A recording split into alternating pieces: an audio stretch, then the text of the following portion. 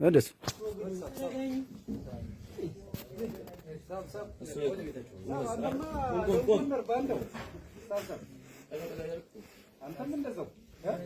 አማራ እዚህ አማራ ካለ ባንዳ ነው።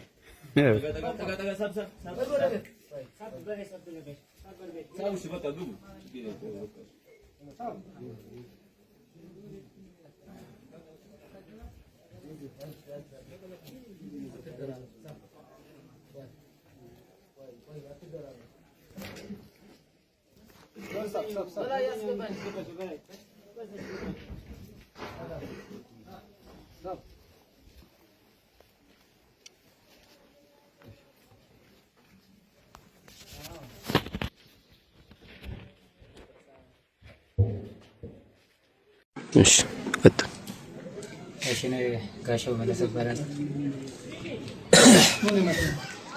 እኔ ሁለተኛ ሬጅመንት 83ኛ ነው። 83ኛ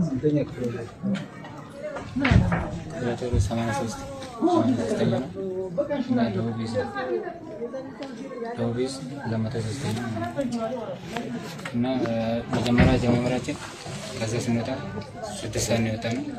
ከሌሊቱ ውጊያ ተፈጠረ። 6 ሰዓት ወጣን። ትንሽ በመገኛ ሄደን በእግር መጣን ማለት ነው። በእግር መጣን። እኛ ስንሄድ የቦታውን ሁኔታ ምንም የምናውቀው ነገር የለም። በቦታ ብለናል ገባን። ስንገባ ያው እናንተ በጣም ትችላላችሁ፣ የያዛችሁን በእጅ ይዛችሁ እንክብካቤ እዚያ ደርሳችኋል። ጥሩ ነው። እኔ በጣም የማመሰግነው እንክብካቤያቸው ማንንም ሳታጨናንቁ ጥሩ የሆነው ሁሉም የራሱን ወቅት እንደሚናገር እያደረጋችሁ ስለሆነ በጣም ነው የማመሰግነው እና ከዚህ በመቀጠል የምለው ነው የትኛውም የኦሮሞ ሕዝብ የኦሮሞ ተወላጅ የአማራ ተወላጅ የደቡብ ተወላጅ ቢሆን በዚህ በፋኖ አማካኝነት ከመከላከያ ወጥታችሁ ወደ ቤተሰባችሁ እንደምትገቡ ነው የምለው። ይሄ ነው ያለኝ ነገር። ስሜ ካሳና ይባላል። የመጣሁት ከ83ኛ ክፍለ ጦር ነው። ያው በነበረው የውጊያ አካሄድ ላይ እዚች ስሜ ካሳና ይባላል። 83ኛ ክፍለ ጦር ነው። ሁለተኛ ሬጅመንት ሁለተኛ ሻምበል 3ኛ ቲም ላይ የሚገኛል። እሱ መቀጠል ወደ ውጊያው ስንመጣ እኛ ለሊት የተነሳ ነው ማለት ነው። ለሊት 6 ሰዓት ላይ አነስተን መጣን። የሆነ ተራራ አለ እሱ ጋር ጧት አቋቋም የሆነ ምሽግ ነገር ሰራ። እንደገና አፍርሶ ወደፊት ለፊት ይቀጥል ነው ማለት ነው። እሱ መጣን። እዚች ተራራ ያዝን። ያው ተቆስ ዋለ ማለት ነው። እኛ ከጀርባ መቆረጥ እናውቁ ማለት ነው። አመራሮች ዘውለናል ማለት ነው።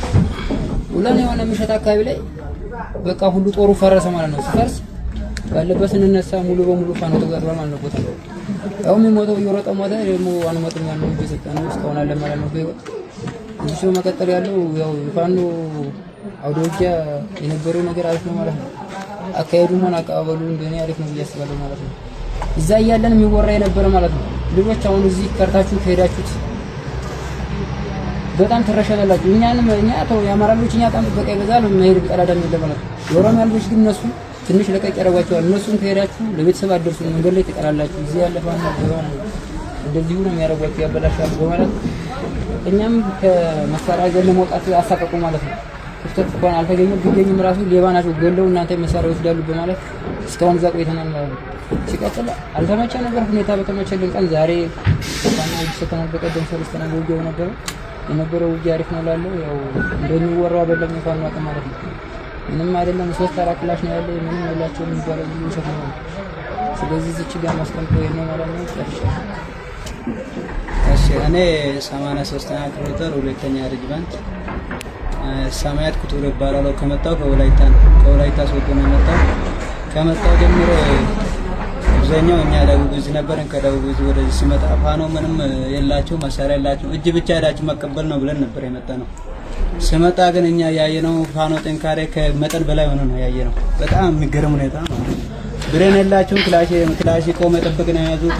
ድሽቃ የላቸውም፣ ሞርተር የላቸውም ተብለን ነበር ያየነው።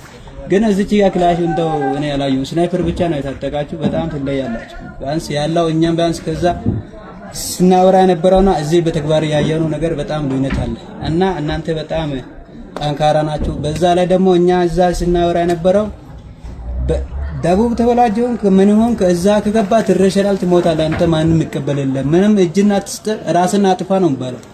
ነገር ግን እኛ አሁን ያየነው ነገር በጣም ምስጋና ይገባቸዋል ሲጀመር ማለት ነው። በጣም ትለያላችሁ። እኛ አቀባበላችሁ እዚህ ነው ወስዳችሁ እንደው ብዙ ነገር አይተናል። ብዙ ጥሩ እንትን ነገር ነው ያስተማራችሁ። እኔ አሁን እዚህ አሁን መናገር የምፈልገው የየትኛው መከላከያ ውስጥ የነበሩት የደቡብ ተወላጆች ሆናችሁ ምንም ያደርጉበት ነገር የለም። እንደው በእንክብካቤ ነው የሚሸኙት እስከ ሀገር ቤት ማለት ነው። እና ከዚህ ቢያንስ ወጣችሁ ይሄ ምንም አይጠቅም። አመራር በራሱ የተደበቀ ወደላና አንተ ግባ እዛ ሞት ነው።